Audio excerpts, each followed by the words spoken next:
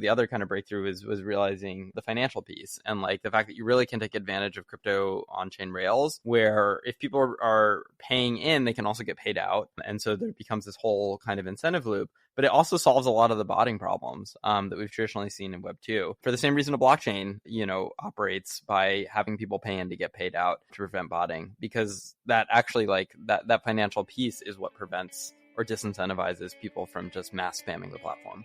None of the information in this podcast constitutes investment advice or an offer, recommendation, or solicitation by WAGMI Ventures or any of its affiliates to buy or sell any securities. Hey everyone, Benga here with another WAGMI Ventures podcast. On today's episode, we're joined by another interesting founder building in the very core of Web3 community development. No other than David Phelps, the founder, creator extraordinaire of JokeRace. JokeRace is a platform designed to facilitate contests in over 100 chains that communities can grow, run, and monetize. For anyone who is new, this is the WAGMI Ventures podcast, where we do snapshots with interesting builders, founders, investors across crypto and AI. Check out wagmiventures.io to learn more about the syndicate behind the podcast. All right, let's get into it. David, welcome to the show. Thank you. Thank you so much. Great intro. I should clarify, I'm co-founder. My co-founder, Siobhan, deserves just as much credit as I do, if not more. And also, we're actually deprecating chains now. So we were live on over 100 chains, but now we're live on about 30, and that will be going down even further soon. We're going the opposite direction, I think, of a lot of apps. I think we could just, it's the recent update done, podcast over, wonderful, great. But that was a great intro. Yeah, no, obviously, your co-founder, we respect, we definitely want to acknowledge too. So you guys have built an amazing platform here, which we just jump into right here. Thank you. You guys have talked about how, I guess, crypto Twitter and bad jokes on crypto Twitter evolved into JokeRace. Can you walk us through the exact moment that you guys decided to turn this thing into a full-blown vision of community development?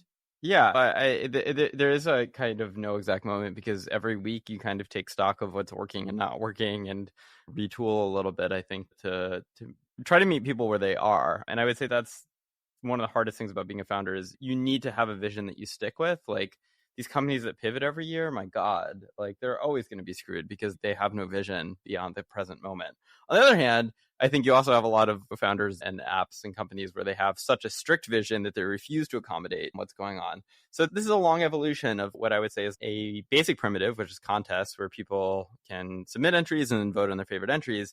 And then we've just done variations and variations off of that kind of primitive over time in, I would say, like determining what is really exciting for people and what is fun. And so that primitive has been the exact same from 4 years ago, really, almost 4 years ago at this point. And that has not changed, but the implementation details have often changed. And I think that's a lot of the fun. This is a product I've learned from, and it has humbled me and taught me a lot of lessons. Yeah, I mean, that is just crypto and how that is crypto. Yeah. Love the background there and not having that one aha moment, but obviously there are definitely things you guys saw that found these on-chain contests, voting systems could potentially change how communities engage in Web3 and how folks can really drive adoption of their projects, for example. Was that sort of some of the key drivers, like a lot of the behavioral things you were seeing online? Yeah, I would say that there were kind of two maybe breakthroughs for us overall. And one was just thinking that the assumptions of what in the starting days were known as the DAO space or governance space. And like the assumptions of these spaces are you want to do a high integrity decision where people are registering what they believe and they're not going to be influenced by anyone else, right? And so people need to come out and they need to vote on their intrinsic beliefs. And the thing that was plaguing all of these platforms was that there was very low participation. People weren't coming out and actually participating. And I think when you start to think about it, it makes sense. It's if you're telling people that they should just be registering something on their own and there's no social aspect to it, it's not very fun and it doesn't really lead people to come and act. And also, like a lot of these decisions, people don't feel like they have the proper context for. It's like a 16-page treasury rebalancing proposal. Like, I don't know that someone wants to go through that work, and even if they did, would feel confident in the vote, right? And so another way to think about that is like the incentives were just lacking for people to come and make decisions. And I think what's really interesting is like actually people come and make decisions all the time. Twitter and what you like on Twitter is you registering your decision, or like American Idol where people are texting like to vote who wins. That's a decision.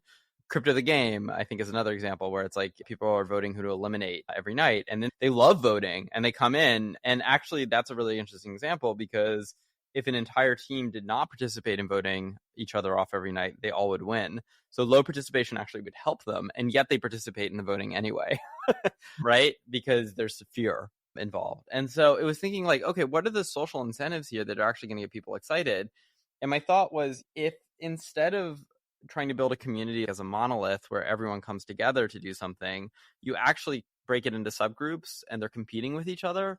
It's a lot more fun. It's like a sports game where you go from having one team on the field to two teams on the field. And that's the difference between a game that's interesting to watch and one that isn't. And then the other incentive, I think this is the other kind of breakthrough, was realizing the financial piece and like the fact that you really can take advantage of crypto on-chain rails, where if people are paying in, they can also get paid out.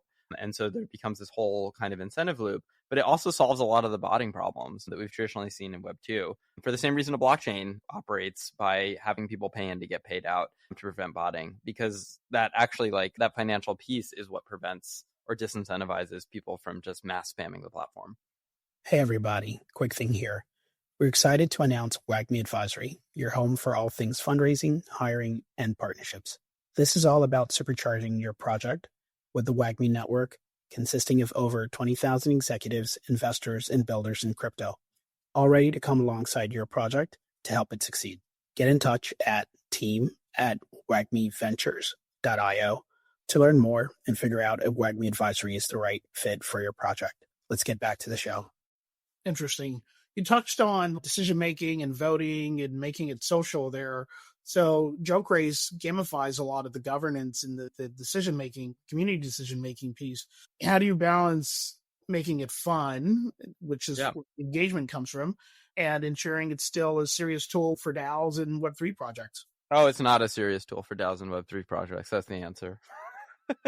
No, I think I'm really interested in these conversations around futarchy. And I would say we're like futarchy adjacent in many ways. Mm-hmm. This idea that, you know, in futarchy, it's like a prediction market where people are coming in and they're taking position on what the outcome will be. And then they're actually voting and that thing becomes the outcome effectively. I'm probably butchering it a little bit. But it's this interesting idea that people predicting the best outcome is a way that didn't determine the best outcome. And a lot of the kind of prevailing belief of futarchy and of a lot of these social economists like Glenn Weil, right, who are working on this kind of stuff is thinking about what are economic incentives that lead to better decisions. And I think we kind of differ from that is I love that stuff and I'm really excited by it. But like my bottom line concern is not a better decision, because that in of itself, you would have to make a decision about what better means. Like once you dig down, there's always going to be another layer of social constructs of people deciding what things mean. And so what I'm really interested in is what's the most fun experience for people to do this? Right. Like what is the most fun way for people to register their beliefs in a way that they can get rewarded and then they can meet other people who share those beliefs. And so you look at a contest and it's on, let's say, Best Chain, and Inc. wins that contest. This is one we ran last week. Well, it's telling you a lot. It's telling you the Inc. community is really engaged and that they came out and that Inc. itself pushed with this. It's probably also telling you they're pre-TGE and there's a lot of people really excited to do stuff on Inc., right? Like whether or not it's the best chain is a lot less interesting than the attention that it drives to them and showing that they have a major community that's really active. It's less interesting than the ability for anyone to go and find other people who support the same things they do, in my mind. So what I'm actually really interested in is like the incentive mechanism to drive attention through these contests, right? Where effectively, like in a contest, you're curating the internet, and the contest itself it's really an attention market that is incentivizing people to pay attention to these projects and deciding what they want to support. And so I think about it almost as a social marketing tool, if that makes sense. And so I think that's a big difference between what I'm interested in and what futarchy is interested in. Futarchy is very serious, and we are called Joke. Yeah, fair. All right. Two rapid fire questions. Yeah. Most surprising creative use case of a community on JokeRace. Yeah. I just talked about Inc. They had this really fun contest to name their mascot. and people all entered and then voted on what they wanted the mascot to be. And as soon as it became clear that Anita was going to be the winner, this meme coin was minted off of it.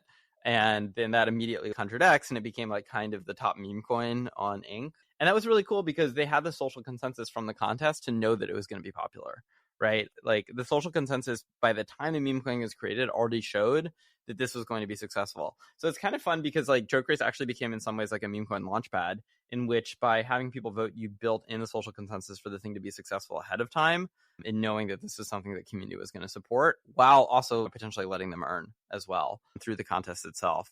So things like that I get really excited for, because as we know, most meme coins do not succeed. They quickly die. And Anita continues to go really strong because it had buy-in from community that was activated, I think, through the contest. So like in terms of creativity, I think that's a really creative one that I like a lot. Okay, there are a lot of things you said there. We're going to come back to it. Second rapid fire question: toughest challenge in building JokeRace? Yeah, I was talking to a friend about this earlier. I kind of think there's three parts to building a company. The first part is product market fit, in the sense of, is this something that people like? Are they into it? Is it useful for them, right? And even in the first MVP, where it was taking 45 minutes to set up a contest, like it was useful for people and we had major users using us. So that part was always okay. Like I always knew you can improve the UX and we have something that's actually useful for people.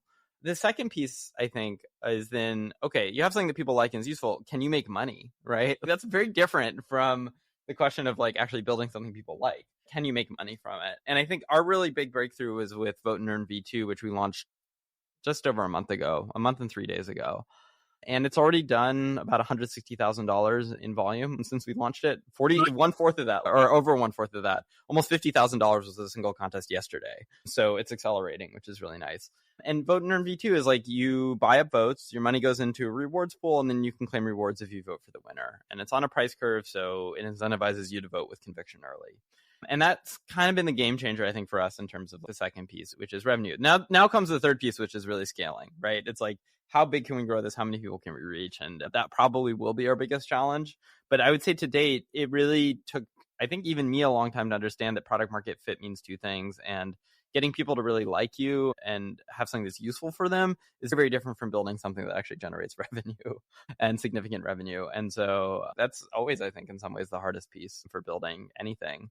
Is we all know what's useful for people, but to know what can actually make money is actually much harder. Yeah, and speaking about useful and just tying back to some of the points you mentioned earlier and sort of like the creative use case, you talked about social consensus, you talked about being a meme coin launchpad, social marketing, in many ways, even some sort of data depository. But I think the one that struck me the most was being an attention market, which when you think about as an indicator of current state versus future state, predictive markets versus attention market, like attention market's telling you what's happening right now.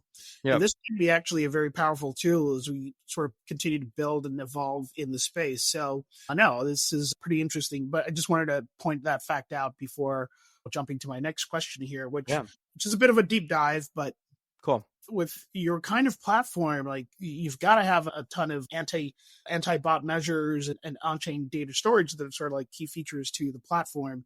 How do you balance making these contests accessible while ensuring that they're secure and fair in a Web3 way and not prone to Sybil attacks?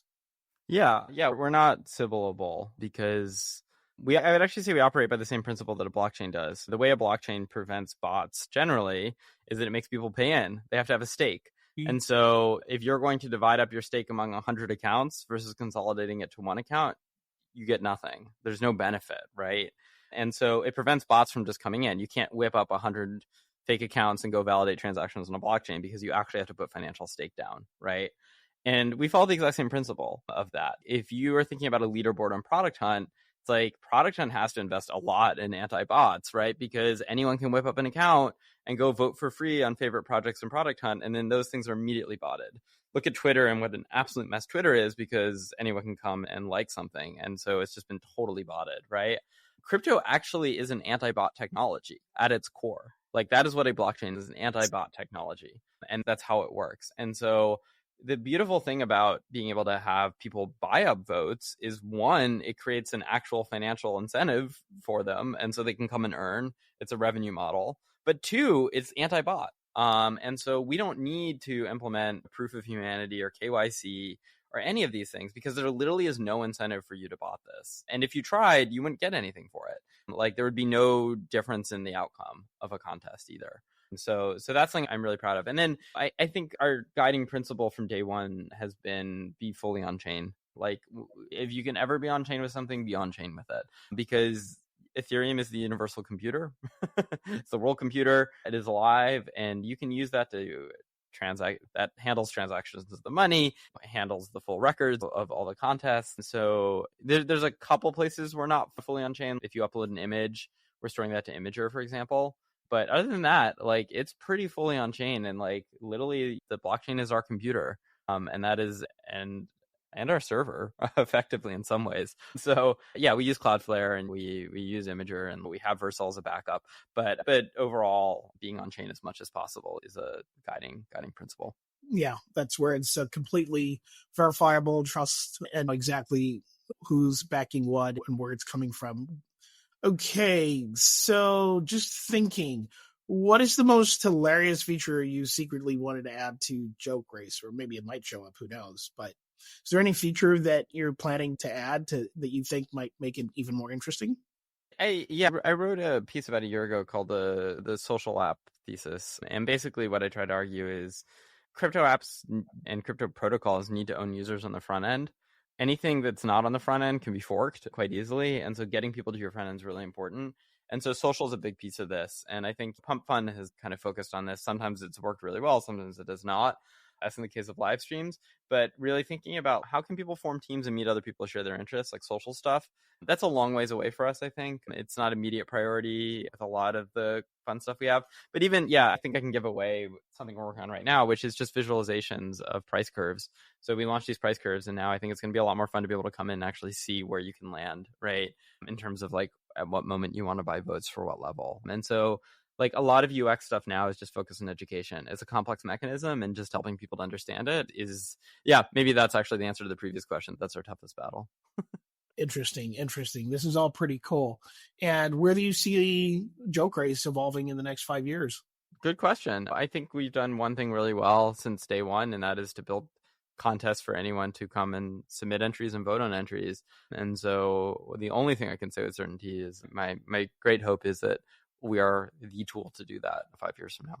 I love it. All right. Outside of community development through education and the engagement that your platform has, I'm just curious, we like to ask all our guests, what else in crypto excites you? Everything in crypto excites me. Sometimes it's a negative excitement, but it all excites me. I'm really excited right now for Mega ETH. I'm really excited by what they've enabled. It is still just wild to me that people don't talk about L2s as this amazing innovation in speed and latency, which is, we talk about them as like an easier way to not have to bootstrap a validator set and get Ethereum security and whip up a chain.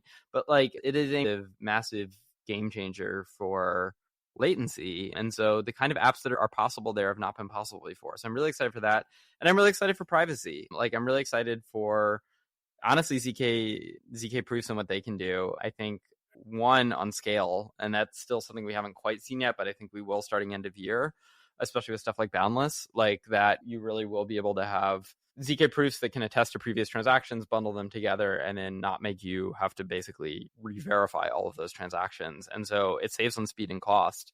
And that's something we're not really talking about, because right now ZKPs have been more expensive. And so just as a scaling solution, they're exciting, but also as a privacy solution, they're really exciting. And I'm really excited for what Maiden, for example, is doing with server-side execution for privacy. And then I'm really excited for, you brought it up before, but data. And blockchains to date have really been built purely for financial use cases, which are very objective outcomes, like an transaction happened or it didn't. And I'm really excited for data where you now can have media, right, that is also censorship resistant in the same way a financial transaction has been. And I think we're living in a world where we're just seeing increasing censorship from states everywhere. It is an increasing existential risk in all of our lives. And so being able to actually have censorship resistant and programmable data and it is cheaper than AWS. I think Iris is probably going to be the category leader here. And so very excited, I think, for that space and what that enables too. Wow, wonderful. Really appreciate you being on, man. This is really insightful. And hope to have you back on again. Love it. Thank you so much. I appreciate this. You're most welcome. Have a good one. Bye. Hey, everybody. Thanks for listening. If you enjoyed the episode, go ahead and give us a good 5-star rating and subscribe wherever you're getting your podcasts so you can get all the latest conversations from the most interesting founders, builders, and investors from across the world. Thanks so much and have a good one.